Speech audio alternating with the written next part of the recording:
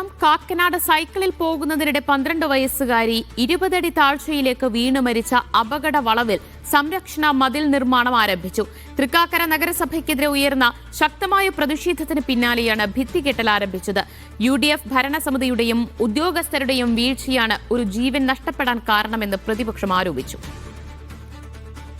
വൈകിയാണെങ്കിലും flat സമുച്ചയത്തിന് പിന്നിലെ സംരക്ഷണ മതിൽ നിർമ്മാണം തൃക്കാക്കര നഗരസഭ ആരംഭിച്ചു. ഉയരം കുറഞ്ഞ മതിലിനോട് ചേർന്ന് വിരിച്ച കട്ടകൾ നീക്കി സംരക്ഷണ ഭിത്തിയായി ഹാൻഡ് ഗ്രിൽ സ്ഥാപിക്കും. തൃക്കാക്കര നഗരസഭയുടെ തനത് ഫണ്ടിൽ നിന്നും 3 ലക്ഷം രൂപ ചെലവിട്ടാണ് അടിയന്തര നിർമ്മാണം. 2 ആഴ്ച കൊണ്ട് സംരക്ഷണ ഭിത്തി തീർക്കാനാണ് തീരുമാനം.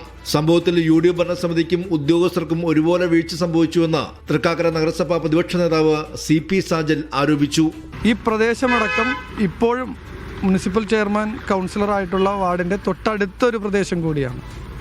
മുനിസിപ്പൽ ചെയർമാന് ഈ വിഷയത്തിൽ നിന്ന് അങ്ങനെ വിട്ടുമാറി നിൽക്കാൻ പറ്റില്ല. അതിന് ഉത്തരവാദിത്തം അദ്ദേഹത്തിന് കൂടിയുണ്ട്.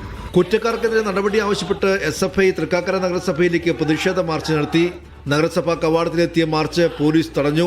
ഈ കഴിഞ്ഞ ഞായറാഴ്ചയായിരുന്നു കാക്കനാട് മാവേലിപുരത്ത് സൈക്കിൾ ചവിട്ടുന്നതിനിടെ ഫ്ളാറ്റ് സമുച്ചയത്തിലെ 30 അടി താഴ്ചയിലേക്ക് വീണ് 12 വയസ്സുകാരി റിഹാന മരിച്ചത്. നഗരസഭ വീഴ്ച അംഗീകരിക്കുമ്പോഴും 1 വർഷം മുമ്പ് ഫ്ളാറ്റ് അസോസിയേഷൻ ഭാരവാഹികൾ അപകട സാധ്യത ചൂണ്ടിക്കാട്ടി നൽകിയ പരാതിയിൽ അധികാരികളുടെ കണ്ണു തുറക്കാൻ ഒരു കുഞ്ഞിന്റെ ജീവൻ കൊടുക്കേണ്ടി വന്നു. മീഡിയ 1 കൊച്ചി.